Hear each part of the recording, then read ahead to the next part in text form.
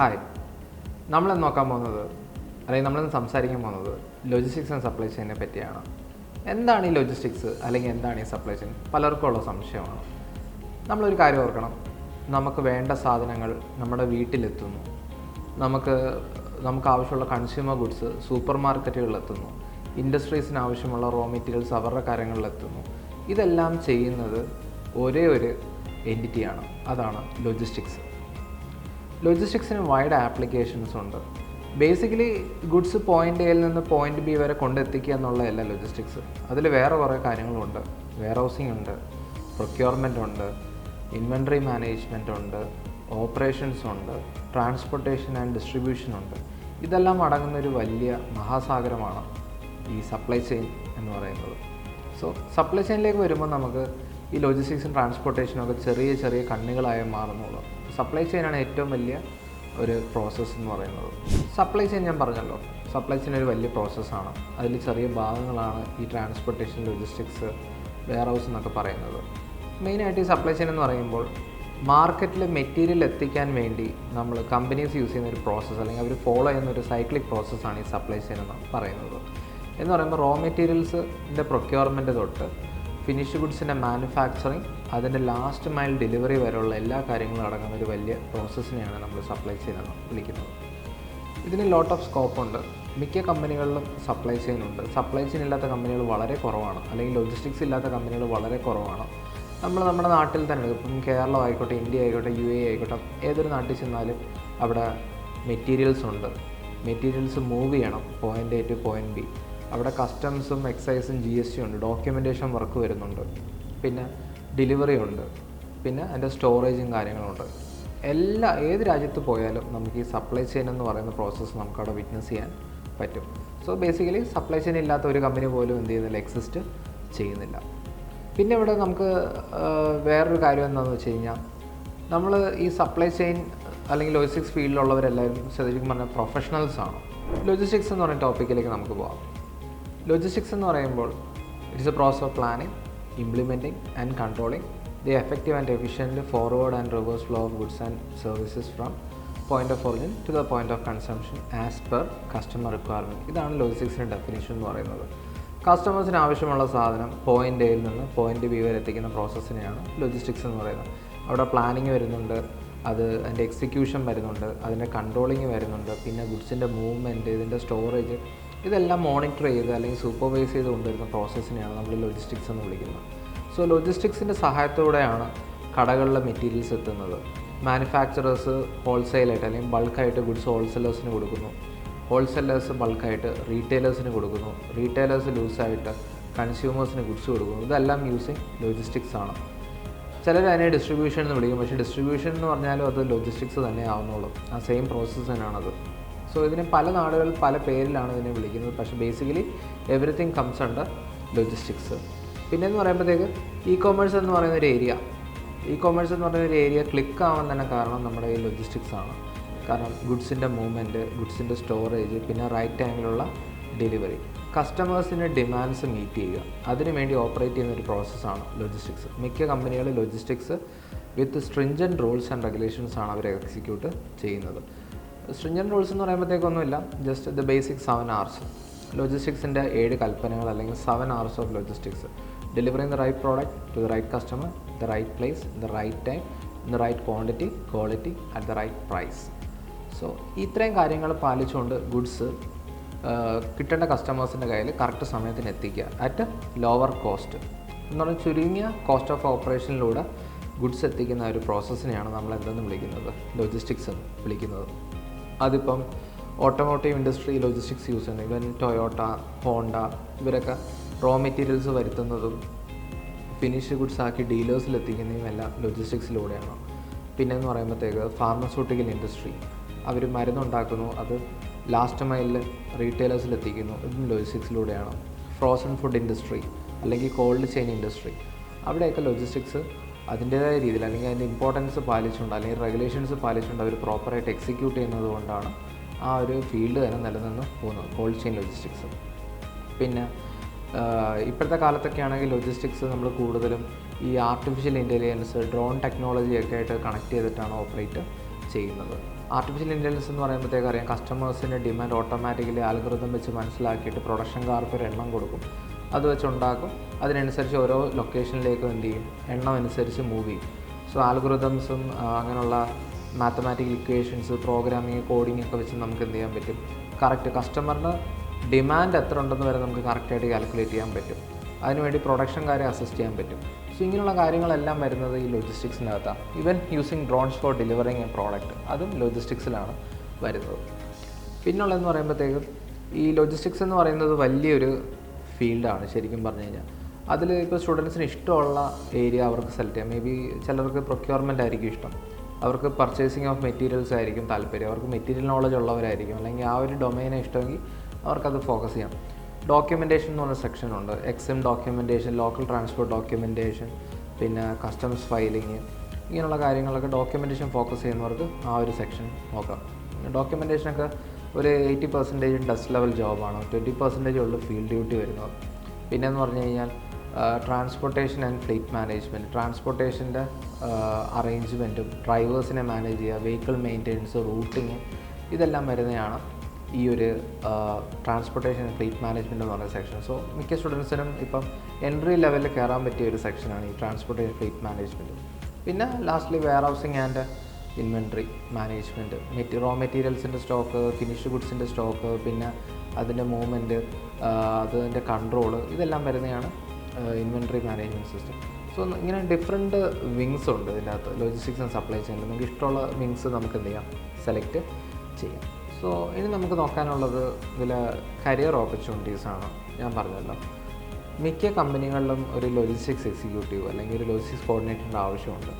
ഇപ്പോൾ ഉദാഹരണത്തിന് ഒരു സിമ്പിൾ റീറ്റെയിൽ ഷോപ്പിൽ തന്നെ ആണെങ്കിൽ തന്നെ അവർക്ക് ലോജിസ്റ്റിക്സ് ഉണ്ട്. ഹോൾസെല്ലേഴ്സിൽ നിന്ന് റീറ്റെയിലേഴ്സിൽ എത്തിക്കാൻ വേണ്ടി ഒരു സെക്ഷൻ തന്നെ അവർക്കുണ്ട്.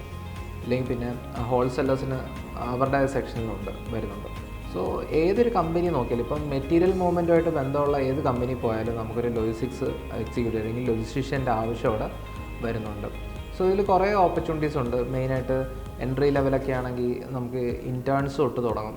Logistics interns, junior executive, executives, senior executives, coordinator, logistics assistant, പിന്നെ ഡോക്യുമെൻറ്റേഷൻ കോർഡിനേറ്റർ, പിന്നെ EXIM executive, export import executive, പിന്നെ assistant manager, procurement officer, procurement executive, inventory clerk, പിന്നെ വെയർ ഹൗസ് എക്സിക്യൂട്ടീവ്, പിന്നെ ഓപ്പറേഷൻസ് എക്സിക്യൂട്ടീവ്, ഇങ്ങനെ different sections വരുന്നുണ്ട് ജോലികൾ. എന്ന് പറയുമ്പോൾ ഓരോ ജോലിക്കും അതിൻ്റേതായ എന്താ പറയുക, ജോബ് റോൾസ് അല്ലെങ്കിൽ ജോബ് ടൈറ്റിൽസ് അസോസിയേറ്റ് ചെയ്തു വരുന്നുണ്ട്.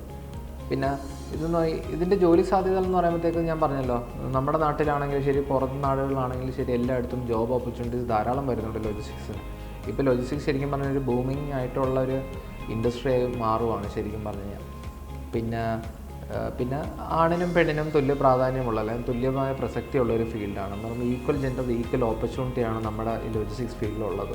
എന്ന് പറയുമ്പോഴത്തേക്കും നമ്മൾ ചെയ്യുന്ന ജോലി അനുസരിച്ച് അല്ലെങ്കിൽ നമ്മൾ ചെയ്യുന്ന ജോലിയിലെ കഠിനത അല്ലെങ്കിൽ അതിൻ്റെ എക്സ്പെർട്ടീസ് അനുസരിച്ചൊക്കെയാണ് നമുക്ക് പേ സ്കെയിൽ വരുന്നത്. എന്ന് പറഞ്ഞാൽ ബോത്ത് ആണായാലും പെണ്ണായാലും ഈക്വൽ പേ സ്കെയിലാണ് വരുന്നത്. സെയിം ജോലിയാണ് ചെയ്യുന്നതെങ്കിൽ അവിടെ പാർഷ്യാലിറ്റി അങ്ങനെയുള്ള കാര്യങ്ങളൊന്നും ഇല്ല. പിന്നെന്ന് പറയുമ്പോഴത്തേക്ക് നമ്മുടെ ജോലിയിലിപ്പം നമ്മുടെ ഡൊമൈനിലിപ്പോൾ കൂടുതലും ലേഡീസ് കടന്നു വരുന്നുണ്ട്. ലേഡീസിന് കുറേ പോസ്റ്റുകൾ അവർ ഓപ്പൺ ചെയ്തിട്ടുണ്ട്, കുറേ ഡസ്റ്റ് ലെവൽ ജോബുകൾ. ഫീൽഡ് ആയിക്കോട്ടെ, ഫീൽഡിനും ഇറങ്ങാം, കുഴപ്പമൊന്നുമില്ല. ബട്ട് കൂടുതൽ ജോലികളും ഈ ഡസ്റ്റ് ലെവലിലേക്ക് കൊണ്ടുവരുന്നുണ്ട്. എന്ന് പറഞ്ഞാൽ ലേഡീസിനെ കൂടുതൽ നമ്മുടെ ഫീൽഡിലേക്ക് അട്രാക്റ്റ് ചെയ്യാൻ വേണ്ടി. കാരണം ഞാൻ പറഞ്ഞല്ലോ, പണ്ടുള്ളൊരു മിസ്കൺസെപ്ഷനാണ് ലോജിസ്റ്റിക്സ് എന്ന് പറയുമ്പോൾ ആൺപിള്ളേർ മാത്രം അല്ലെങ്കിൽ ഒരു മെയിൽ കൺട്രോൾഡ് ഒരു ഫീൽഡാണെന്നാണ് പലരും വിചാരിച്ചത്. പക്ഷേ അങ്ങനെയല്ല, ഈക്വൽ ജെൻഡർ ഈക്വൽ ഓപ്പർച്യൂണിറ്റിയാണ് നമ്മുടെ ഫീൽഡിലുള്ളത്. പിന്നെയെന്ന് പറയുമ്പോഴത്തേക്ക് പിന്നെ നമ്മുടെ ഈ ഫീൽഡിൽ വർക്ക് ചെയ്യാൻ കുറച്ച് സ്കിൽസ് വേണം. സ്കിൽസ് അല്ലെങ്കിൽ എക്സ്പെർട്ടീസ് റിക്വയർമെൻ്റ് ഉണ്ട്. മെയിനായിട്ട് സ്റ്റുഡൻസ് ഡിഗ്രി ക്വാളിഫൈഡ് ആയിരിക്കണം. പ്ലസ് ടു ഉള്ളവർക്കും വരാം, പക്ഷേ ഡിഗ്രി ക്വാളിഫൈഡ് ആണ് ഇച്ചിരി കൂടെ ആപ്റ്റ് എന്ന് പറയുന്നത്. പിന്നെ PG ഡിപ്ലോമ അല്ലെങ്കിൽ diploma in logistics supply chain management അല്ലെങ്കിൽ diploma in warehousing management, ഇങ്ങനെയുള്ള ക്രൈറ്റീരിയാസ് ഉണ്ടായിരിക്കണം, അല്ലെങ്കിൽ ഇങ്ങനെയുള്ള സർട്ടിഫിക്കേഷൻസ് ഉണ്ടായിരിക്കണം. ഏത് കോളേജിൻ്റെ ഒന്നുമില്ല, എന്നാലും ഒരു ജെന്യുവൻ ആയിട്ടുള്ളൊരു സർട്ടിഫിക്കേഷൻ ബോഡിയുടെ ഒരു സർട്ടിഫിക്കറ്റ് ഉണ്ടായിരിക്കണം എന്നേ പറയുന്നുള്ളൂ. അത് 1 ഇയർ ആയാലും 6 മന്ത് ആയാലും depends upon the job role. ഇപ്പോൾ ഉദാഹരണത്തിന് 6 മന്ത് പഠിച്ചുകൊണ്ട് മാത്രം ജോലി കിട്ടണമെന്നില്ല, 1 ഇയർ പഠിച്ചുകൊണ്ടും ജോലി കിട്ടണമെന്നില്ല. പക്ഷേ അവർക്ക് ആ സബ്ജക്റ്റ് നോളജ് ഉണ്ടായിരിക്കണം, ആ സബ്ജക്റ്റ് എക്സ്പീരിയൻസ് ഉണ്ടായിരിക്കണം, എന്നാൽ മാത്രമേ അവർക്ക് ആ ജോലി ലഭിക്കത്തുള്ളൂ. സർട്ടിഫിക്കറ്റ് ഉള്ളത് കൊണ്ട് മാത്രം ജോലി കിട്ടണമെന്ന് ഇല്ല. പിന്നെന്ന് പറയുമ്പോഴത്തേക്ക് ഈ ഒരു ഏരിയയിൽ പിന്നെ നമുക്ക് നോക്കാനുള്ളത് സാലറിയാണ്. എന്നൊക്കെ സാലറി എക്സ്പെക്റ്റ് ചെയ്യണം. ഒരു ജൂനിയർ ലെവൽ എക്സിക്യൂട്ടീവ്സൊക്കെ ആണെങ്കിൽ ഒരു ഏകദേശം ഒരു 9,500 തൊട്ട് മേലോട്ട് നമുക്ക് എക്സ്പെക്റ്റ് ചെയ്യാം. കാരണം ബിഗിനർ സാലറി എത്രയാണ്? 9,500 നമ്മുടെ ഫീൽഡിൽ 9,500 to 18,000 വരെയൊക്കെ നമുക്ക് എന്തെങ്കിലും ഒരു ബിഗിനർ ലെവൽ ജോബിന് നമുക്ക് എക്സ്പെക്റ്റ് ചെയ്യാൻ പറ്റും. പറയുമ്പോൾ ടോപ്പ് സ്റ്റുഡൻസിനൊക്കെ ആണെങ്കിൽ അവർ 22 അല്ലെങ്കിൽ 23 കൊടുത്ത് ബോണ്ട്, എംപ്ലോയ്മെൻറ്റ് ബോണ്ടൊക്കെ സൈൻ ചെയ്യിപ്പിച്ചിട്ട് അവർ എന്ത് ടേക്ക് ചെയ്യാറുണ്ട്.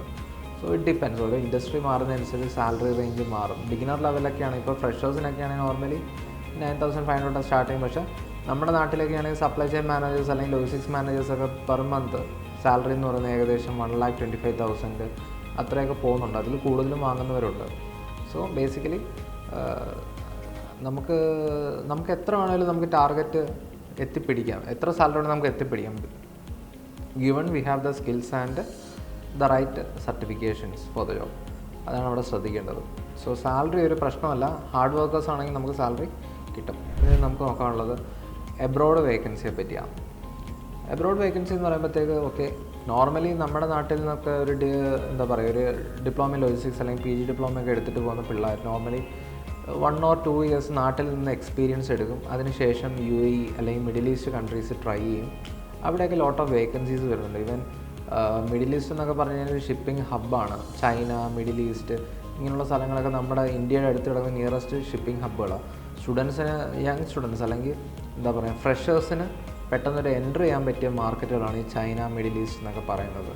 പിന്നെ കാനഡ അങ്ങനെയുള്ള സ്ഥലങ്ങളിലൊക്കെ പോകാം. പക്ഷേ അവിടെ ചെന്നാലും നമ്മൾ അവിടെയുള്ള ഇക്വലൻ്റ് ആയിട്ടുള്ള എന്തെങ്കിലും ഒരു കോഴ്സ്, ഡിഗ്രിയോ എന്തെങ്കിലും ചെയ്യേണ്ടി വരും. ഇവിടെ നമ്മൾ ലോജിസ്റ്റിക്സ് എടുത്തുകൊണ്ട് അവിടെ ചെന്ന് ഫസ്റ്റ് ലോജിസ്റ്റിക്സ് ജോലി കിട്ടത്തില്ല. അത് ആ മാർക്കറ്റിൻ്റെ കുഴപ്പമാണ്. അവർ നോക്കുന്നത് അവരുടെ നാട്ടിൽ ഒരു ഇക്വലൻസി സർട്ടിഫിക്കറ്റോ അല്ലെങ്കിൽ അങ്ങനെയുള്ള എന്തെങ്കിലും നോക്കിയിട്ടാണ് അവർ എന്ത് ചെയ്യുന്നത്, എടുക്കുന്നത്. സോ മെയിനായിട്ട് നമുക്കിപ്പോൾ എൻ്റർ ചെയ്യാനുള്ളൊരു ഓപ്ഷൻ എന്ന് പറയുന്നത് ഈജിപ്റ്റ്, ആഫ്രിക്ക, ചൈന, പിന്നെ യൂറോപ്പിലെ ചില സ്ഥലങ്ങൾ, പിന്നെ UAE. മെയിനായിട്ട് UAE ആണ് എല്ലാവരും ടാർഗറ്റ് ചെയ്യുന്നത്. സോ ഇങ്ങനെയുള്ള മാർക്കറ്റിലൊക്കെ പെട്ടെന്ന് നമുക്ക് എന്ത് ചെയ്യാൻ പറ്റും, ഒരു ജോലി കണ്ടുപിടിക്കുകയും ജോലിക്ക് ജോയിൻ ചെയ്യാനും പറ്റും. സോ ലോട്ട് ഓഫ് വേക്കൻസീസ് വരുന്നുണ്ട്, അതിനൊരു ക്ഷാമവും ഇല്ല. പിന്നെ നമുക്ക് നോക്കാനുള്ളത് ലോജിസ്റ്റിക്സ് ആൻഡ് സപ്ലൈ ചെയിൻ്റെ വാല്യൂ ആണ്. ഞാൻ പിള്ളേരുടെ അടുത്ത് ക്ലാസ് എടുക്കുമ്പോൾ പറയാറുള്ള, നിങ്ങൾ ഈ logistics and supply chain management course അത് ഏത് യൂണിവേഴ്സിറ്റി ആണെങ്കിലും ഏത് സർട്ടിഫിക്കേഷൻ ബോഡിയുടെ കോഴ്സ് പഠിച്ചാലും നിങ്ങൾക്കത് പഠിച്ച് ഈ ടോപ്പിക്ക് മനസ്സിലായിട്ടുണ്ടെങ്കിൽ പ്രോപ്പറായിട്ട് നിങ്ങൾക്ക് ലോകത്തിൻ്റെ ഏത് കോണിൽ പോയാലും നിങ്ങൾക്കൊരു ജോലി കിട്ടും.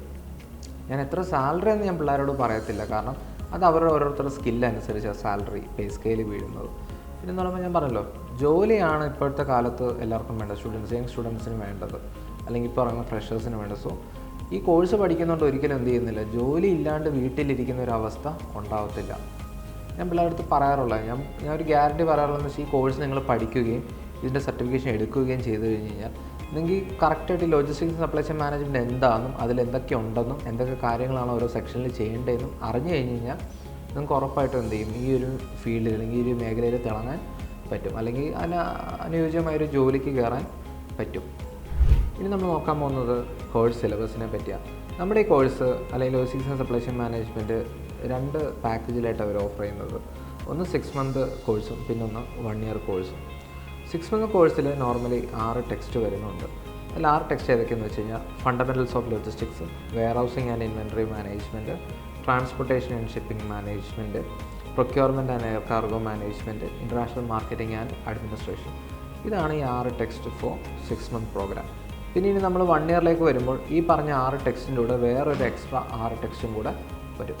അതിൽ 6 ഏതൊക്കെയാണെന്ന് വെച്ച് കഴിഞ്ഞാൽ ഇൻ്റർനാഷണൽ ട്രേഡ് വരുന്നുണ്ട്, എക്സ്പോർട്ട് ഇമ്പോർട്ട് ഓർ എക്സിമോ വരുന്നുണ്ട്, ഇൻ്റർനാഷണൽ മെറിടൈം ഡേഞ്ചറസ് ഗുഡ്സ് വരുന്നുണ്ട് അല്ലെങ്കിൽ dangerous goods, and artificial intelligence and IoT, then shipping and freight forwarding, then petroleum logistics. ഇത്രയും കൂടെ ചേരുന്നതാണ് ഈ ഒരു 1 ഇയർ പ്രോഗ്രാം എന്ന് പറഞ്ഞു കഴിഞ്ഞാൽ. സോ ഒന്നുകൂടെ പറയാം. So 1 year program consist of 12 text ഉണ്ട്. അതിൽ നേരത്തെ പറഞ്ഞ 6 ടെക്സ്റ്റുകളും വരും, പ്ലസ് ഒരു അഡീഷണൽ 6 ടെക്സ്റ്റ് വരും. 6 ടെക്സ്റ്റ് ഏതൊക്കെയെന്ന് വെച്ച് കഴിഞ്ഞാൽ international trade, export import, dangerous goods, പിന്നെ artificial intelligence and IoT, shipping and freight forwarding, and lastly petroleum logistics. ഈ 6 text plus the beginning mention ചെയ്ത 6 ടെക്സ്റ്റും കൂടെ ചേരുന്നതാണ് 1 ഇയർ പ്രോഗ്രാം എന്ന് പറയുന്നത്. ടോട്ടൽ 12 ടെക്സ് ആണ് 1 year പ്രോഗ്രാമിനുള്ളത്. Audi Group of Institutions, the most trusted quality training provider.